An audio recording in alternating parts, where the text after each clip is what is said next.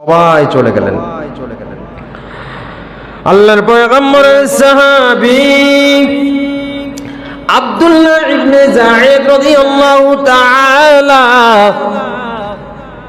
তিনি ছিলেন খেজুর বাগানের কাজ করতেন, খেজুর বাগানে থাকতেন, খেজুর বাগানের পরিচর্যা করতেন, বাগান পরিচর্যা করতেন, গাছ দেখাশোনা করতেন, খেজুর পাড়তেন। আমরা অনেকে প্রবাস জমিনে যাই, প্রবাসে যাইয়া বিদেশে যাইয়া এই কাজটা করি, অনেকে জানি, অভিজ্ঞতা আছে। আল্লাহর পয়গম্বরের সাহাবী তিনিও ঠিক এই কাজটাই করতেন। তিনি রাসূলের প্রতি এত মুহাব্বত ছিল, পয়গম্বর সাল্লাল্লাহু আলাইহি ওয়াসাল্লামের প্রতি এত ভালোবাসা। এক সময় পয়গম্বর সাল্লাল্লাহু আলাইহি ওয়াসাল্লাম যখন ইন্তেকাল করেন, আল্লাহর পয়গম্বরের ইন্তেকালের পর তিনি আল্লাহ তাআলার দরবারে যখন শুনতে পাইলেন, হাউমাউ করে কাঁদতে শুরু করলেন, চোখের পানি দিয়ে বুক ভাসায় আর আল্লাহ তাআলার দরবারে প্রার্থনা করে, ও মালিক, ও আল্লাহ, আমি পয়গম্বরকে দেখার পরে দুই চক্ষু দিয়ে আমি পয়গম্বরের দিকে তাকাইতাম, তার নূরানি চেহারা আনোয়ার আমি দেখতাম। দেখা আমার অন্তর ঠান্ডা হইতো, আমার দিলের যত দুঃখ কষ্ট সব মুছে যাইতো পয়গম্বরের দিকে তাকাই। আজকে বুঝি তোমার পয়গম্বর এই দুনিয়ার মায়া মমতা ত্যাগ করে দুনিয়া ছেড়ে চলে গেছে। যেই পয়গম্বরকে আমার এই চক্ষু দিয়ে দেখে আমার দিল শীতল হইতো, নরম হইতো, ভালো হইতো, এই পয়গম্বর যেহেতু ইন্তেকাল করিয়াছে, আমি আমার এই চক্ষুর আলো আর এই দুনিয়ায় রাখতে চাই না। ও আল্লাহ, আমি তোমার কাছে চাই, আজকে ঠিক এই মুহূর্তেই তুমি আমার চোখের আলো বন্ধ করে আমাকে অন্ধ করে দাও। এত মুহাব্বত পয়গম্বরের প্রতি, রাসূলের প্রতি তার ছিল। আল্লাহর কাছে কেঁদে প্রার্থনা করে, পয়গম্বর যেহেতু ইন্তেকাল করেছে, আমি পয়গম্বরকে যেই চোখ দিয়ে দেখতে পারবো না, আমার এই চক্ষুটা আর আমি এই দুনিয়ায় রাখতে চাই না, এই চোখের আলো আমি দুনিয়ায় চাই না।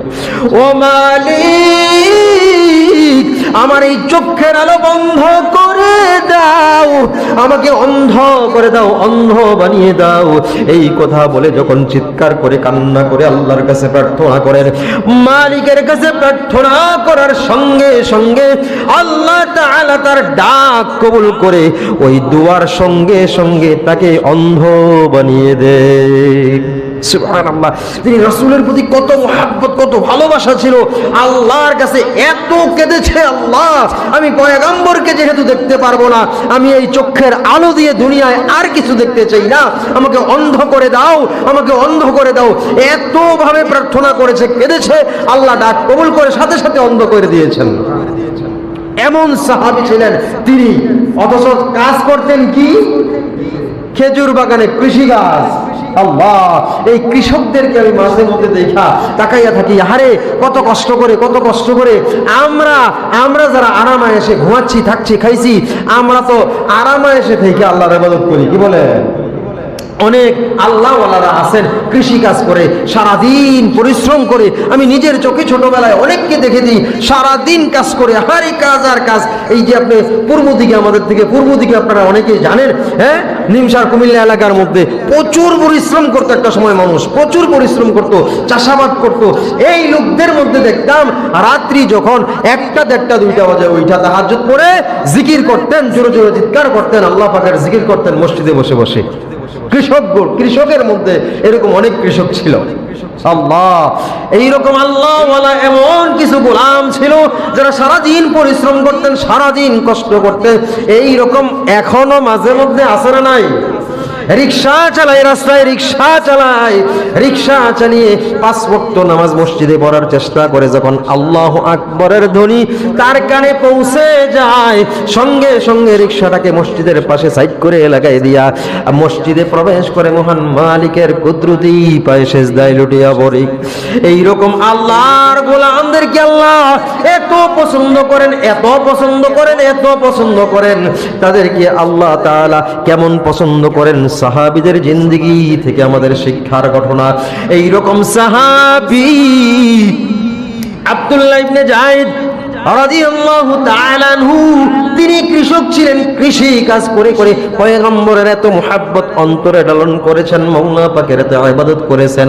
ডাক আল্লাহ তাআলার কাছে প্রার্থনা করার সঙ্গে সঙ্গে আল্লাহ তাআলা তাকে অন্ধ করে দিলেন। কেমন মানুষ, কেমন আল্লাহর গোলাম হইলে সাথে সাথে প্রার্থনা কবুল হয়ে যায়। ওই সাহাবী এই অন্ধ হওয়ার আগে পয়গম্বর যখন আজানের পরামর্শ করলেন, যখন নামাজে ডাকার পরামর্শ করলেন, ওই সাহাবী আব্দুল্লাহ ইবনে যায়েদ রাদিয়াল্লাহু তাআলা আনহুকে আল্লাহ তাআলা জিবরাইল মারফতে আজান শিখিয়ে দিলেন। স্বপ্ন চোখে তিনি যখন ঘুমের ঘরে বিভোর, কে যেন একটা ডফ বাজাইতে বাজাইতে, ডফ বাজাইতে বাজাইতে বাড়ির পাশের রাস্তা দিয়ে হাঁটছে। তিনি ডাক দিয়ে বলবেন, ও আল্লাহর গোলাম, আমরা পয়গম্বরের সাথে বৈঠক হয়েছে, পয়গম্বরের সাথে সাহাবীদেরকে নিয়ে পরামর্শ করেছি, আমরা মানুষদেরকে নামাজের জন্য ডাকবো, নামাজের জন্য কিভাবে ডাকা যায় পয়গম্বর আমাদের থেকে পরামর্শ জানতে চেয়েছেন, আমরা প্রত্যেকেই একটা একটা করে পরামর্শ দিয়েছি। এখন আমার মনে হয় তুমি যেই দফটা বাজাচ্ছ এটার অনেক সাউন্ড হচ্ছে, আমার কাছে এই দফটা বিক্রি করো, আমি মানুষকে নামাজের জন্য এই দফ বাজিয়ে বাজিয়ে ডাকতে চাই। সুবহানাল্লাহ। তিনি কখন? স্বপ্নে দফ কিনতে গিয়েছেন। আব্দুল্লাহ ইবনে যায়েদ স্বপ্নে দফ কিনতে গিয়েছেন। উনি দেখছেন ওনার বাড়ির পাশ দিয়ে একজন দফ বাজাইতে বাজাইতে, দফ ঢোলের এক পাশ এক মুখওয়ালা, প্রচলন ছিল তখন, এটা এখন আছে কিনা আমি জানি না, এইরকম একটা যন্ত্র, হ্যাঁ আছে। আচ্ছা, তো তখন উনি বললেন, দফওয়ালাকে বললেন, তুমি এত সাউন্ড করে দফ বাজাচ্ছ, আমার এই নামাজের জন্য ডাকতে তোমার এটা সহযোগী হবে, এটা আমার কাছে বিক্রি করো। আব্দুল্লাহ ইবনে যায়েদ রাদিয়াল্লাহু তাআলা আনহু যখন এই দফ কিনতে গিয়েছেন, ওই দফওয়ালা বলতেছে, ও আল্লাহর পয়গম্বরের সাহাবী, তোমার কাছে আমি দফ বিক্রি করব না, বাদ্যযন্ত্র বিক্রি করব না, বরং আমি তোমাকে কিছু বাক্য, কিছু কালিমা শিখিয়ে দেই, এই কালিমাগুলোর মাধ্যমে সুর দিয়ে তুমি মানুষকে আজানের নামাজের জন্য ডাক দেবে। আমি একটা পরামর্শ দেই, আমার কাছে দফ কিনতে আইছো, আমি এক পরামর্শ দেই, আমি কিছু কালিমা শিখাই দেই, আমি কিছু শব্দ শিখাই দেই, এই শব্দগুলো দিয়ে নামাজের জন্য ডাকতে পারো কিনা দেখো। যখন এই কথা বললেন, আল্লাহর পয়গম্বরের সাহাবী ডাক দিয়ে বললেন, ও দফওয়ালা ভাই, কোন কালিমা শিখাবে আমাকে শিখিয়ে দাও, দেখি পয়গম্বরের দরবারে যাই আমি পেশ করব, যদি তিনি পছন্দ করেন তাহলে এই কালিমাগুলো দিয়েই মানুষদেরকে আমি আজানের নামাজের জন্য ডাক দেব, নামাজের জন্য ডাকবো। তিনি তখন ওই দফওয়ালা তখন আব্দুল্লাহ ইবনে যায়েদকে শিখিয়ে দিলেন, বলো আল্লাহু আকবার, আল্লাহু আকবার, আশহাদু আল্লা ইলাহা ইল্লাল্লাহ, আশহাদু আন্না মুহাম্মাদার রাসূলুল্লাহ, হাইয়া আলাস সালাহ, হাইয়া আলাল ফালাহ, আল্লাহু আকবার, আল্লাহু আকবার, লা ইলাহা ইল্লাল্লাহ।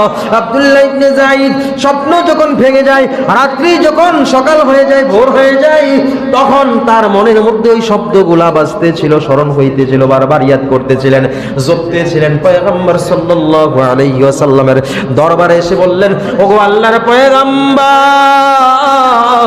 আমি আজকে রাত্রে যখন ঘুমের করে ঘুমিয়েছিলাম, স্বপ্ন যুগে দেখলাম একজন দফওয়ালা যাচ্ছে, আমি তার কাছে দফ কিনতে চাইলাম, যন্ত্র কিনতে চাইলাম, যাতে নামাজের জন্য মানুষকে ডাকা যায়। তিনি আমাকে এই রকম কিছু শব্দ শিখালেন, এই শব্দগুলো আপনি একটু শুনুন। তখন আব্দুল্লাহ ইবনে যায়েদ রাদিয়াল্লাহু তাআলা আনহু পয়গম্বরের দরবারে, পয়গম্বরের সম্মুখে শব্দগুলো বললেন, আল্লাহু আকবার, আল্লাহু আকবার, আশহাদু আল্লা লা ইলাহা ইল্লাল্লাহ, আশহাদু আন্না মুহাম্মাদুর রাসূলুল্লাহ, হাইয়া আলাস সালাহ, হাইয়া আলাল ফালাহ। পয়গম্বর ডাক দিয়ে বললেন, ও আমার সাহাবী, তোমাকে দফওয়ালা শেখায় নাই, দফওয়ালা শেখায় নাই। এই দফওয়ালা হলেন আল্লাহ তাআলার প্রেরিত জিবরাইল, তোমার কাছে বাক্য নিয়ে এসেছে। সুবহানাল্লাহ। এটা দফওয়ালা নয়, এটা বরং আল্লাহ তাআলার পাঠানো জিবরাইল তোমাকে আযান শিখিয়ে দিয়ে গেছে। এই শব্দগুলো তুমি হযরত বেলাল রাদিয়াল্লাহু তাআলা আনহু, আমার কলিজার টুকরা সাহাবীকে শিখিয়ে দাও। সুবহানাল্লাহ। তিনি বললেন কি, তোমার আচ্ছা এখানে একটা বিষয়, উনি স্বপ্নে দেখলেন, উনাকে বলেন নাই যে তুমি আযান দাও, বললেন আমার কলিজার টুকরা হযরত বেলাল, তাকে তুমি এটা শিখিয়ে দাও।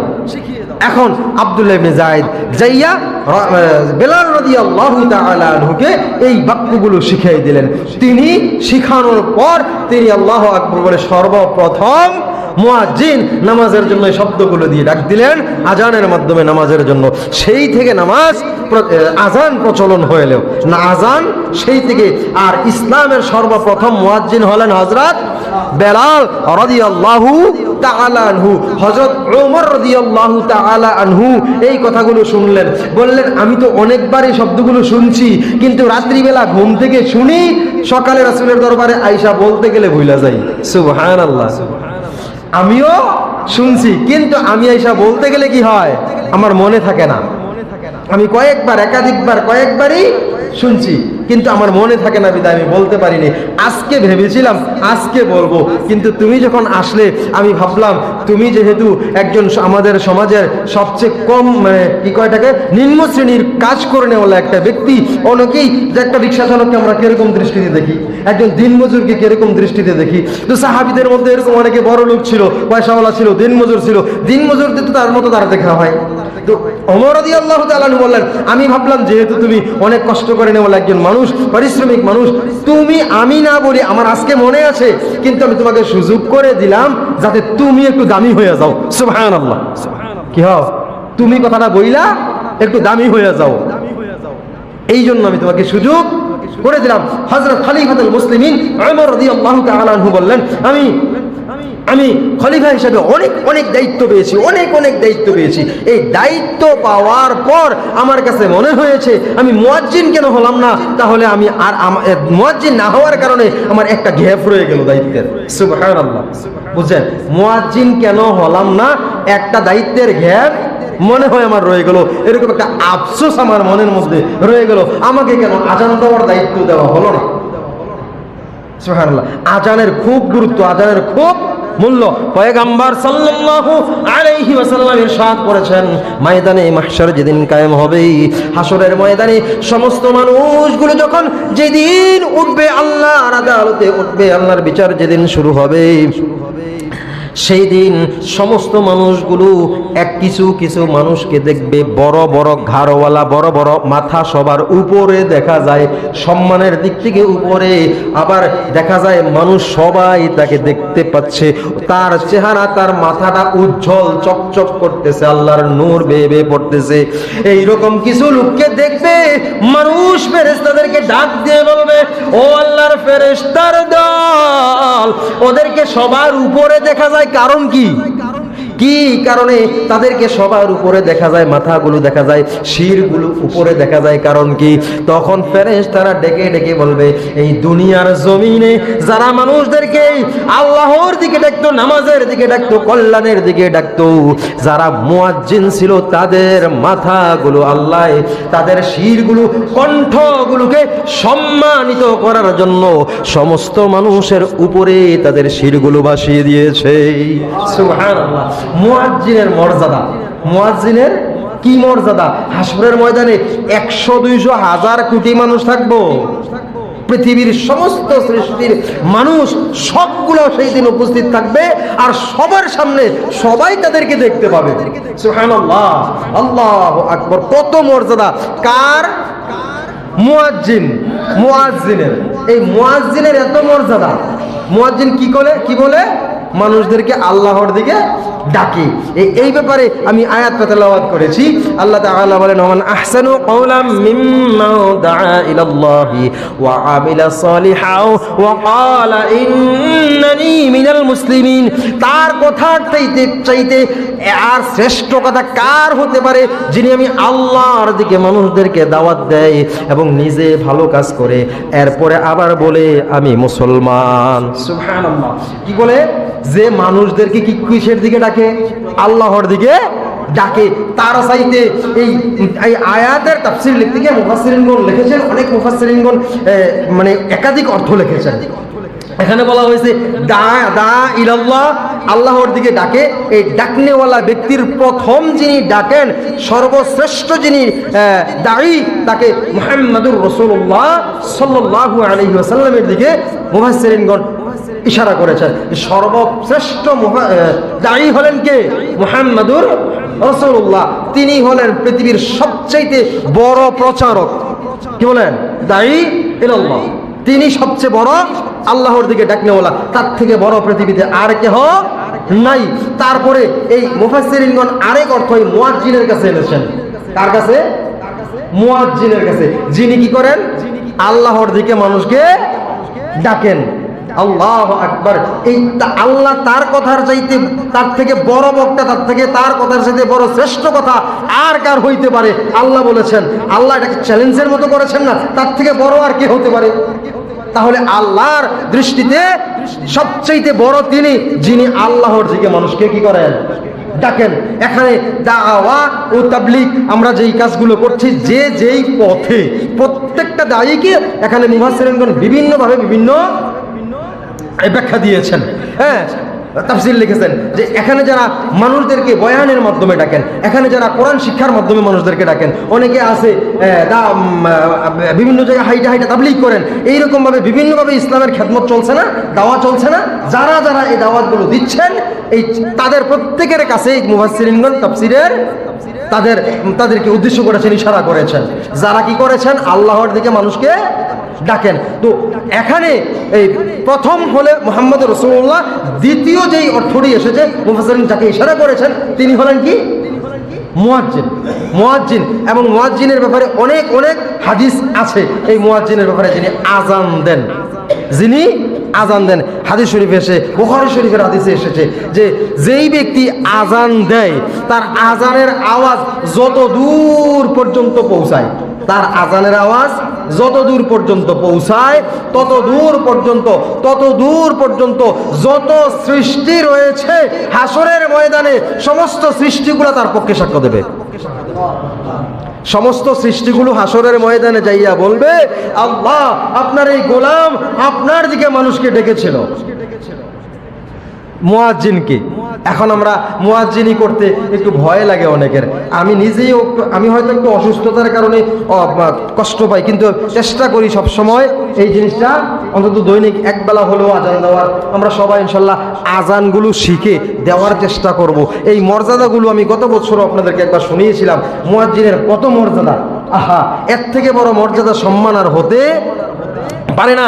ময়দানে মাহশরে এত বড় বড় আমলওয়ালা, এত বড় বড় আবেদ ব্যক্তি থাকবেন, শহীদ থাকবেন, এরপরে কিনা হাজি থাকবেন, হাফেজ থাকবেন, আলেম থাকবেন, সমস্তের কাছেই তাদের মাথাগুলো আল্লাহ তাআলা পরিচয় করিয়ে দেবেন যেই ব্যক্তি আযান দেয়।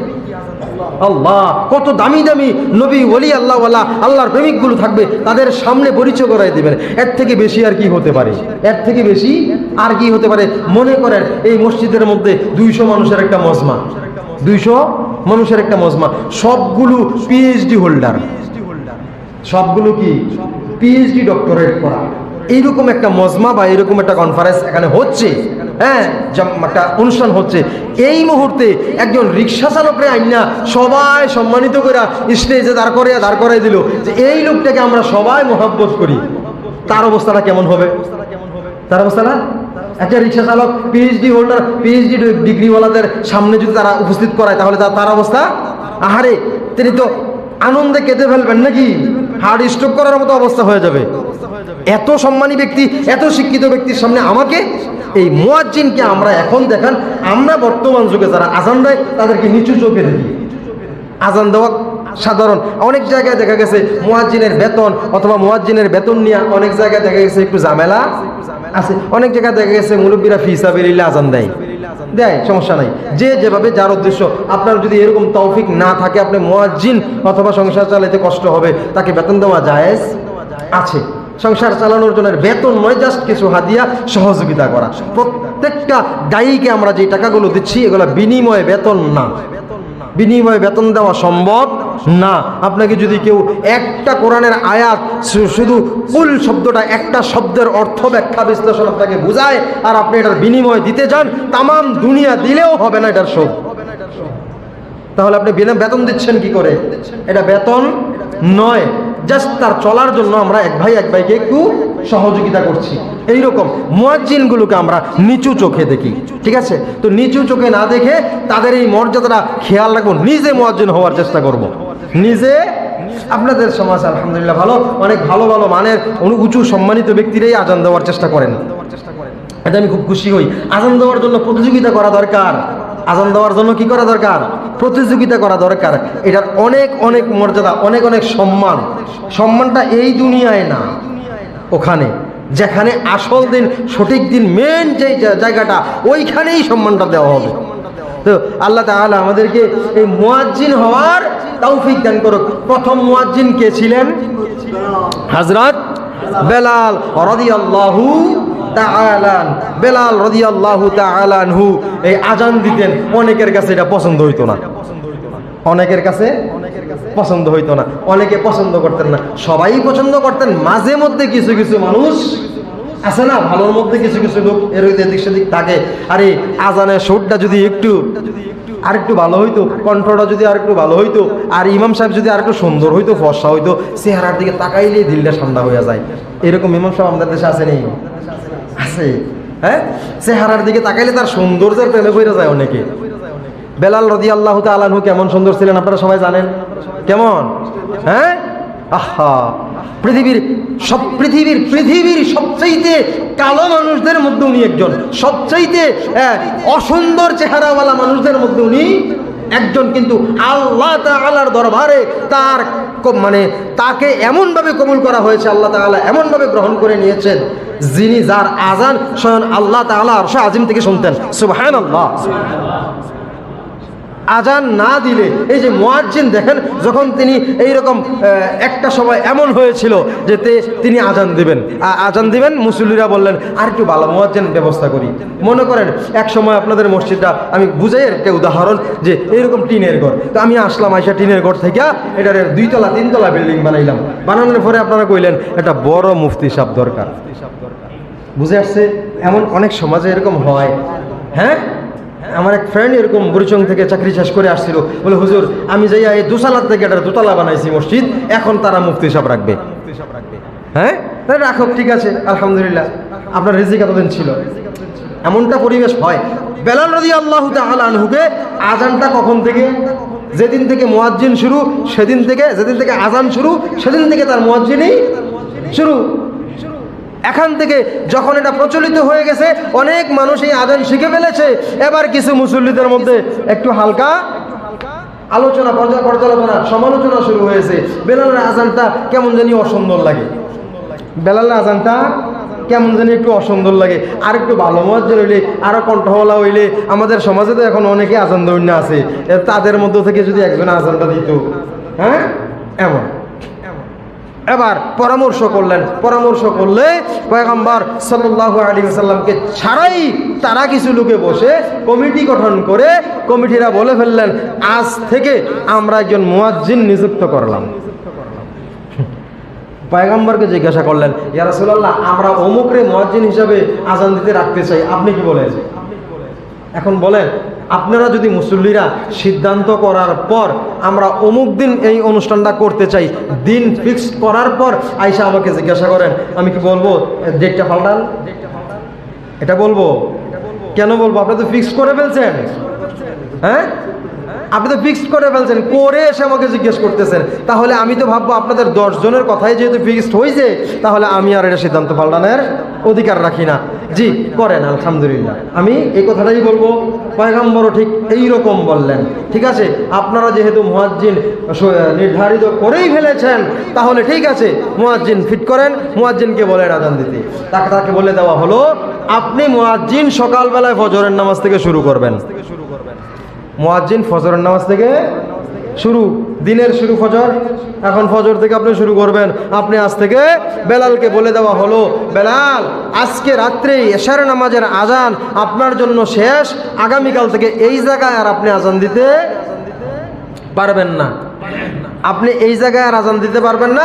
আমরা নতুন মুয়াজ্জিন ঠিক করছি, যার ভাষা সুন্দর, যার চেহারা সুন্দর, যার কণ্ঠ সুন্দর, যাকে সব দিক দিয়ে ফিট, আমরা পাবলিক যাকে ভালো মনে করি, এইরকম একজনকে ফিট করেছি।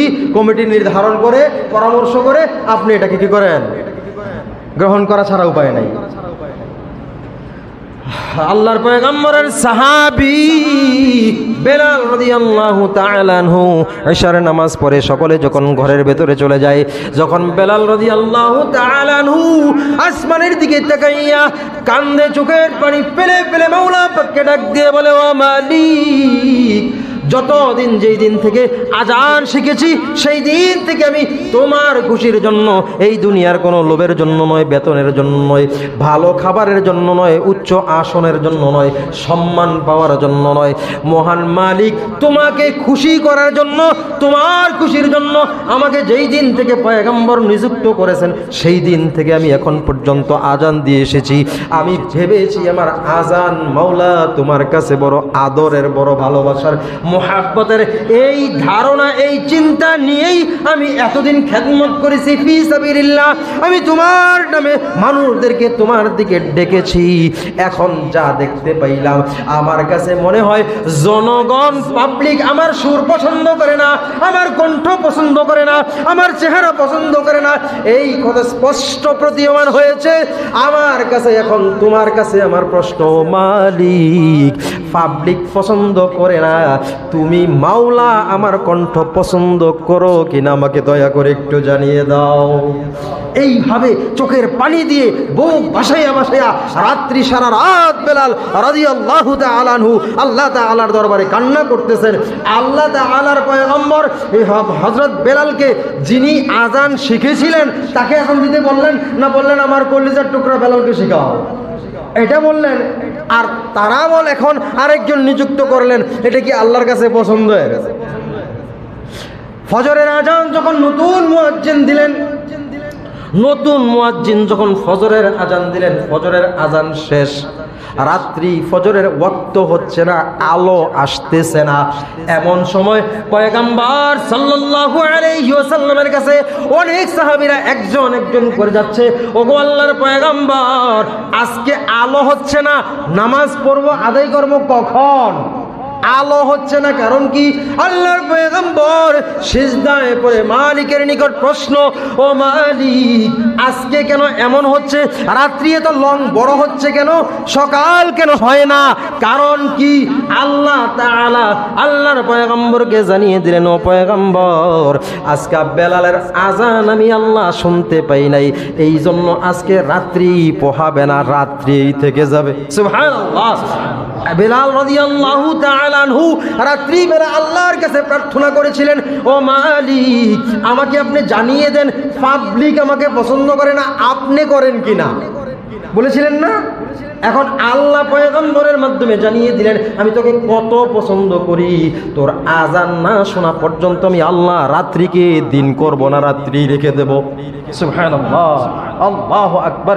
এই মুয়াজ্জিনের মর্যাদা দুনিয়ায়ও আল্লাহ তাআলা দেখিয়েছেন, কত মর্যাদাবান তারা এই মুয়াজ্জিনগুলো। তো এরপরে তিনি আবার আজান দিলেন, সুবহানাল্লাহ, তিনি যাইয়া আবার আজান দিলেন। ঠিক এই রকম আমি বলতেছি, যারা অনেকে আজান দেওয়ার সময় অনেকের কাছে পছন্দ লাগে না, আসেনি? আপনাদের সমাজে না হোক, অন্য এলাকায় থাকে, আপনারা চারদিকে চলাফেরা করেন, এই জন্য আমি সমস্ত প্রেক্ষাপট নিয়ে কথাগুলো বলি, আপনারা কেউ নিজে গায়ে মাইকা নিয়েন না। হ্যাঁ, সমস্ত পরিবেশ নিয়ে, সমস্ত দেশ নিয়ে কথা বলতে হয় বলার সময়, একটা পরিবেশ একটা সমাজ নিয়ে বলা যায় না, কি বলে?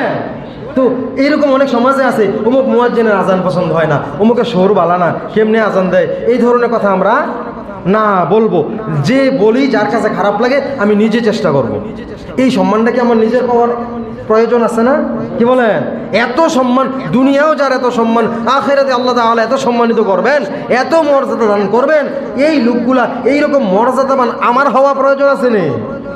হ্যাঁ, তাহলে আরেকজন কিরকম ভাবে সুর দিল, কিরকম ভাবে আজান দিল, এইদিকে খেয়াল করব না, আমিও মুয়াজ্জিন হওয়ার চেষ্টা করব, সময় পেলেই আজান দেওয়ার চেষ্টা করব। সকলে বলি ইনশাআল্লাহ। তো আমরা আজকে মুয়াজ্জিন সম্পর্কে, প্রাথমিক অবস্থায় জামাত সম্পর্কে কিছু কথা বলেছি। আল্লাহ তাআলা আমাকে সর্বপ্রথম এই কথাগুলোর মধ্যে ভুল ত্রুটি থাকতে পারে, হতে পারে, মানুষ মাত্রই ভুল, যদি হয় আল্লাহ তাআলা ক্ষমা করে দিন। সহি কথাগুলো আমরা সহি যেই কিছু কথা বলেছি, ভালো মন্দ সব কিছু ছিল, এর মধ্যে সহি কথাগুলো সবাইকে আমল করার তৌফিক আল্লাহ তাআলা দান করে। সকলকেই আল্লাহ তাআলার পথে আল্লাহর দিকে ডাকার মতো মন মানসিকতা, ইলম, হিকমত আল্লাহ তাআলা দান করেন। সকল বলে আমিন। আমরা সবাই আল্লাহর দিকে মানুষকে ডাকবো। আল্লাহ বলেছেন তিনি শ্রেষ্ঠ, যিনি কি করেন? মানুষকে আল্লাহর দিকে ডাকেন এবং নিজে ভালো কাজ করেন। মানুষকে আল্লাহর দিকে ডাকেন এবং নিজে ভালো কাজ করেন এবং বলে আমি মুসলমান। হ্যাঁ, মুসলমানের দ্বারাই ভালো কাজ, কি বলে? তো আল্লাহ তাআলা আমাদের সকলকে এই আল্লাহর দিকে ডাকা এবং নিজে ভালো কাজ করার তৌফিক দান করে। আমিন। ওয়া আখির দাওয়ানা আলহামদুলিল্লাহি রাব্বিল আলামিন। আসসালামু আলাইকুম ওয়া রাহমাতুল্লাহি ওয়া বারাকাতুহু।